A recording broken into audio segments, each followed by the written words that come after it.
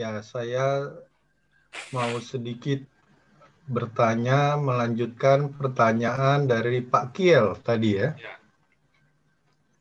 Kalau menurut Pak Paul, proses pengakhiran terakhir, hari terakhir itu, penghakiman hari terakhir, eh, iblis akan menjadi pendakwa kita ya. Yesus Ya. akan menjadi pembela. Heeh. Kalau menurut tadi versinya Pak Kiel, pendakwanya adalah Musa. Ya.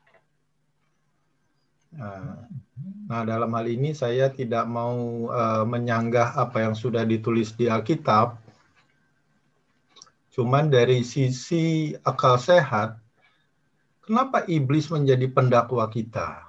Karena iblis itu kan sebenarnya yang menjerumuskan kita dalam dosa, gitu ya.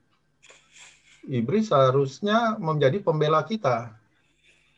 Jadi kalau kita terjerumus dalam dosa, iblislah yang seharusnya membela kita. Artinya memberikan suatu pembenaran dari dia punya ulah dari iblis. Mengapa justru iblis itu menjadi pendakwa? Ya, mungkin itu pertanyaan yang sangat sederhana. Ya, itu yang pertama, Pak Paul. Yang kedua, apakah setiap manusia nantinya akan mengalami proses penghakiman, gitu ya? Tadi pendakwanya adalah iblis, kemudian pembelanya Yesus. Hakimnya siapa tadi, Pak Paul? Saya agak lupa. Jadi kita semua kan Hakimnya dihakimi. murid-murid Yesus. Ya, orang Israel akan dihakimi oleh para murid. Orang Israel loh, bukan kita. Orang Israel. Oh, Kan kalau Yesus kita, berkata, sesungguhnya aku berkata kepadamu, hari ini kamu yang kamu bersama dengan aku akan menghakimi orang Israel. Kan gitu kan. kalau kita nanti akan dihakimi oleh siapa, Pak Paul? Oh, kita nggak akan dihakimi. Hmm, Nah, nanti lihat, penghakiman itu bagi orang yang namanya tidak tertulis dalam kitab kehidupan. Dihakimi menurut perbuatannya. Jadi ketika kita dihakimi menurut perbuatannya, dikami menurut perbuatannya. Nah, dihakimi menurut perbuatannya karena orang itu tidak masuk dalam kitab kehidupan, maka dia dihakimi dalam perbuatannya, yaitu tadi jahat baik, benar salah, makin makin semua kalau dihitung-hitung ya apa namanya disesuaikan. Makanya orang yang banyak berbuat salah ya menerima penghukuman yang banyak, orang yang banyak yang lebih sedikit berbuat salah tentu akan menerima hukuman yang lebih sedikit. Tetap semuanya tidak masuk dalam kerajaan Allah dan langit dan bumi yang baru, tetapi dihakimi sesuai dengan perbuatannya. Lalu kita tidak dihakimi menurut perbuatan kita. Mengapa? Karena kita punya iman. Nah, kita akan dihitung upah kita,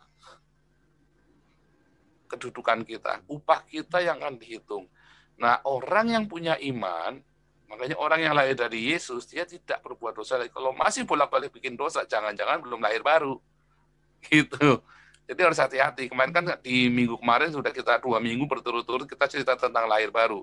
Kalau masih bolak-balik bikin dosa, jangan-jangan belum lahir baru. Harus introspeksi. Karena orang kalau sudah lahir baru, keinginan untuk berbuat dosa itu udah nggak ada.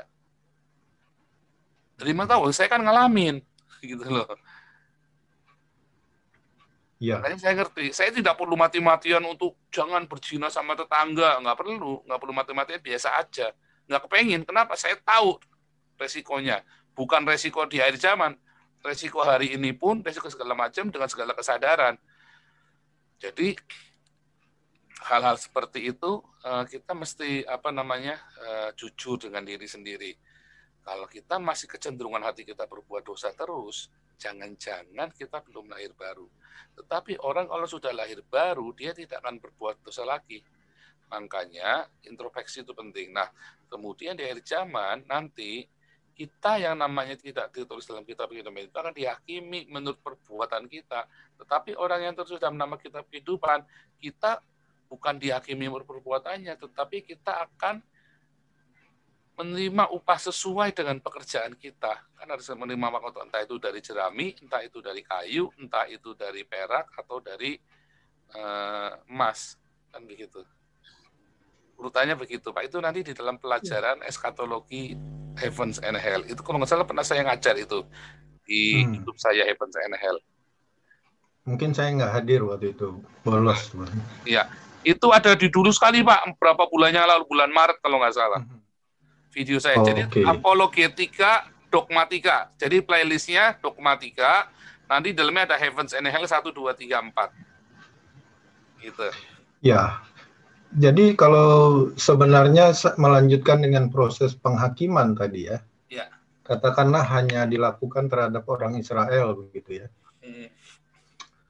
Orang Israel itu kan orang Israel akan didakwa oleh Musa, dihakimi oleh para rasul. Kalau yang didakwa oleh iblis itu siapa, Pak Paul? Kita semua seluruh dunia akan didakwa oleh iblis, termasuk orang Israel. Jadi Musa mendakwa karena masalah Torah. Mengapa tadi? Nah, kalau Bapak tadi melihatnya kebalik tadi, melihat perspektifnya pendakwaan itu adalah gini. Iblis mendakwa umat manusia supaya sama-sama dengan dia ada di neraka. Itu makanya karena dia memang maksa manusia supaya ke neraka, disesatkan supaya ke neraka. Jadi didakwa supaya jangan dibenarkan. Nah, orang-orang yang memiliki kesaksian anak domba tadi kan, darah ada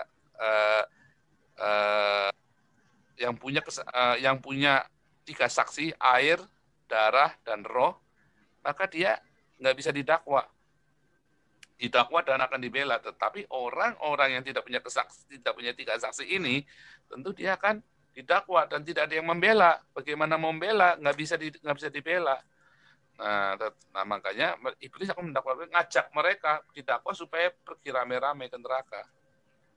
Begitu, kalau kan? Menurut Pak Paul, apakah nanti akan ada orang yang lahir baru itu masuk neraka? Orang kalau sudah lahir baru benar-benar tidak akan ke neraka. Kalau dia sampai ada masuk dalam berbagai macam pencobaan dan dia jatuh dalam pencobaan, dia akan menuai di bumi ini. Makanya amatin deh ya, saya mengamatin orang-orang yang sudah di dalam Tuhan, sekali dia bikin salah kepada Tuhan gitu ya, maka dia akan menderita lebih daripada orang biasa, orang yang di luar yang belum lahir baru. Saya ngalami ya, saya protes sama Tuhan. Ya, Tuhan, kenapa Tuhan? Orang lain boleh, saya nggak boleh. Nah, terus Tuhan menjawab, karena kamu umat pilihan. Kamu mendapat privilege, tetapi sekali kamu salah, iblis menampi kamu luar biasa. Kamu bayarnya sekarang, bukan nanti. Makanya orang-orang sudah di dalam Tuhan, kalau bikin salah, bayarannya itu di dunia. Nah, nuanya itu berlipat kali ganda. Orang-orang yang dalam Tuhan itu. Kenapa orang Israel yang ketika dibebaskan dari Mesir, dia bersungut-sungut kepada Tuhan, berkali-kali Tuhan membela mereka, begitu ya? Ya, tapi kan mereka semua nggak boleh masuk ke Kanaan, nggak boleh masuk ke tanah perjanjian. Bahkan jadi itu Musa, hukuman buat mereka. Bahkan Musa nggak boleh, ya kan? Bahkan Musa aja nggak boleh loh. Tetapi itu nggak lagi cerita lahir baru, cerita kelahiran baru itu zaman perjanjian baru. Kelahiran baru itu baru ada dalam perjanjian baru, yaitu ketika di Yeskiel berkata, aku akan memberi roh yang baru dan batin yang baru. Nah, itulah cerita. Aku akan, berarti zaman itu belum. Akan itu baru kemudian dilengkapi, digenapi di zaman Yesus, waktu Yesus berkata sama Nikodemus, kalau orang tidak lahir dari air dan roh, dia tidak akan melihat kerajaan Allah. Gitu. Iya. Gitu. Jadi pemahaman terhadap kitab suci, terhadap firman-firman Allah itu perlu benar-benar itu ya, pemahaman yang sangat-sangat mendalam begitu ya, Pak Paul. Sebenarnya bukan mendalam, Pak. Kalau kita setia kepada teks terus, ya setia kepada teks, kita akan mengerti. Asalnya banyak orang, dia lompat-lompat baca teksnya, terus dia kemudian gotak-gatik gatuk, menambahkan asumsinya. Jadi kabur. Begitu kita kembalikan, tadi kelihatan ya, waktu saya ceritakan tadi, kan konsisten. Saya teks terus. Ini teks ini jawabnya teks ini jawab ini. Terus konteksnya adalah ini, lihat, tertarik mundur. Tetapi ketika kita berdogma di luar teks, dan itu gereja banyak melakukan. Ketika ditanya balik, dia kan dogma satu dengan dogma yang lain bisa bertabrakan. Nah, itu bahayanya berdogma. Makanya kalau di kelas evangelis, pertama kali kelas kami itu membongkar semua dogma. Bukan berarti dogma itu salah, bukan. Dogma itu kan membentengi orang dari kesesatan. Tetapi dogma itu sendiri seringkali membuat kita sesat. Kenapa? Karena orang lebih percaya dogma daripada teks. Terutama orang karismatik tuh yang paling ngeri itu. Orang-orang karismatik ini kan udah dogma, misalnya kan dogmanya dia bahasa roh itu harus yang sandalawas. Akhirnya pendeta-pendetanya kalau lagi mau bersandar, saking dia panik, ikuti kata-kata saya, sandalawas, kurabaraba, gitu kan. Begitu dia nggak mau, apalagi tumpang tangan nggak mau jatuh, dia akan bilang, hatimu keras anakku. Dia ngomong gitu. Padahal dia nggak keras, padahal nggak ada Alkitab bilang terus dia ditumpang tengah bilang ikuti kata saya, nggak ada. Kedua, lihat ya, di Alkitab itu nggak ada cerita orang kepenuhan Roh Kudus tumbang-tumbang ke belakang. Iya. Nah, terus kita kalau ada gitu salah nggak? Enggak, itu fenomena, tetapi kemudian didogmakan oleh orang karismatik. Nah, itu yang salah. Jadi fenomena itu tidak boleh kita ambil sebagai dogma, fenomena itu. Itu bahaya. Bisa jadi saat fenomena itu salah. Misalnya orang yang jerking, yang cegukan, begitu kan? Wah, itu jerking in the spirit of Lord. Oh, hati-hati. Nah, misalnya saya nih ya, kalau saya dulu, saya kalau lagi khotbah, saya baru nyembah, mari kita sembah Tuhan. Wah, begitu kita nyembah Tuhan, orang itu separuh udah tumbang semua, Pak. Wah, saya seneng, Pak. Saya seneng. Terus, saya khotbah, kan mereka dalam kondisi tumbang semua. Ada yang sambil ketawa-ketawa, hehehe, ketawa-ketawa gitu kan. Ya, tertawa dalam roh, katanya. Tetapi terus ketika saya selesai khotbah, saya tanya sama mereka, anak-anak beberapa, minggu depannya saya datang lagi, gimana kemarin ini? Wah Pak, saya kemarin menikmati hadirat Tuhan Pak. Maaf Pak, saya nggak nangkep yang Bapak khotbahkan. Waduh, kalau saya lebih baik, saya waktu itu masih belum nyadar ya. Tetapi setelah saya mengerti kebenaran ini, saya lebih baik teman-teman duduk sadar, fokus, dengerin saya, terus pulang ke rumah melakukan apa yang sudah didengar itu daripada tumbang-tumbang. Pulang ke rumah ditanya khotbahnya apa? Waduh, saya tadi merasakan hadirat Tuhan. Saya nggak tahu khotbahnya apa. Saya hanya merasakan hadirat Tuhan. Tapi yang cabul tetap cabul, yang sirik tetap sirik, yang punya depresi tetap depresi, nggak bisa menyelesaikan masalahnya. Tetapi kalau mendengarkan pengajaran, kemudian dia mengalami metanoia, Roma 12 ayat 2, mengalami metanoia, di rumah dia tangguh karena dia ada metanoia.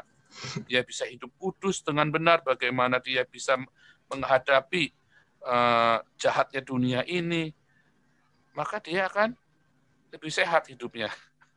Dan dia akan bertumbuh di dalam imannya dia kepada Tuhan, dia punya iman yang benar, dia dipimpin oleh roh yang benar, bukan oleh ilusi. Gitu, Pak. Ya, jadi di dalam memahami Alkitab itu kita harus berurutan ya Pak Paul ya, sesuai dengan urutan yang ada di Alkitab. Jadi mulai dari Wahyu. Iya, dari Kejadian. Oh, dari Kejadian. Dari Kejadian dulu, baca semua sampai Wahyu, baca ulang lagi. Nah, terus kemudian kalau kita mau cari sesuatu tema ya, kita mau cari tema tentang keselamatan, maka kita bikin tema satu, kumpulin tentang bagaimana supaya selamat. Kita tentang selamat, nah, kita cari. Karena kita sudah hafal dari Kejadian sampai Wahyu, kita tahu tempatnya, bukan hafal ayat, tapi tahu tempat-tempatnya kan, kita ingat. Iya. Maka kita bisa bikin, kita kumpulin. Kita studi kasus tentang keselamatannya dalam Alkitab, cuma cerita itu saja. Coba keluar dari dogma, keluar dari ajaran para pendeta, tapi bikin sendiri. Coba tentang keselamatan. Apa sih syarat keselamatan? Nanti Anda akan kaget sekali, ternyata yang diajarkan di beberapa gereja, di beberapa dogma gereja, sangat berbeda dengan yang Yesus katakan. Contoh, untuk percaya, Anda harus percaya bahwa Yesus adalah Allah. Tapi tidak ada satupun ternyata di Alkitab mengatakan untuk percaya, untuk selamat bahwa Anda mengakui Yesus adalah Allah. Yang ada adalah Yesus adalah Tuhan. Ya kan? Itu salah satu contohnya loh. Wah, saya ngomong begini saya dikeroyok sama orang gereja se-Indonesia. Kenapa, Pak Paul? Ya, nyatanya kan saya kan bilang saksi Yehova bisa selamat. Wah, orang marah-marah dimaki-maki loh saya di Facebook sama di YouTube. Itu yang katanya orang penuh Roh Kudus loh ya. Saya tanya, mana ayatnya di Alkitab untuk percaya untuk masuk surga harus percaya bahwa Yesus adalah Allah.